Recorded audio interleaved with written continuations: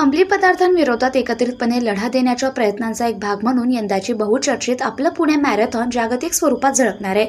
पुण्याच्या अद्वितीय मॅरेथॉन परंपरेला पुढे नेण्यासाठी पुणे वर्ल्ड मॅरेथॉन 2025 ही स्पर्धा 12 ऑक्टोबर रोजी रविवारी पहाटे 4 पासून प्रत्येक गटानुसार श्री शिवछत्रपती क्रीडा संकुल बालेवाडी येथून सुरू होणार आहे। या मॅरेथॉनमध्ये सुमारे 10,000 धावपटूंचा सहभाग अपेक्षित आहे। त्यामध्ये नामवंत आंतरराष्ट्रीय धावपटू, देशभरातील धावपटू, रनिंग ग्रुप, कॉर्पोरेट संघ, लष्कर, पोलीस कर्मचारी, विद्यार्थी, स्वयंसेवी संस्थांचा आणि फिटनेस प्रेमींचा समावेश आहे। ही स्पर्धा लोहा फाउंडेशनतर्फे आयोजित करण्यात आली असून पंचशील रिअल्टी हे मुख्य प्रायोजक आहेत। यंदा विजेत्यांना एकूण 19.53 लाख रुपयांचं पारितोषिक देण्यात येणार आहे। ही पारितोषिके नामांकित खेळाडूंना तसेच विविध गटातील विजेत्यांना देण्यात येणार आहे। पुण्यातील PYC हिंदू जिमखान्याच्या आयोजित पत्रकार परिषदेत ही माहिती देण्यात आली।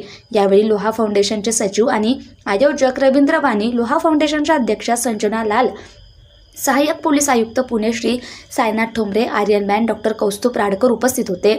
से no to drugs, say yes to run या परंपरेला पुढे घेऊन जाऊन पुणे वर्ल्ड मॅरेथॉन समाजात अंमली पदार्थमुक्त जीवनशैलीचा प्रसार करणार असून आरोग्य, फिटनेस आणि सकारात्मकतेची संस्कृती रुजवण्याचा संदेश देणारे असे संयोजकांनी नमूद केले।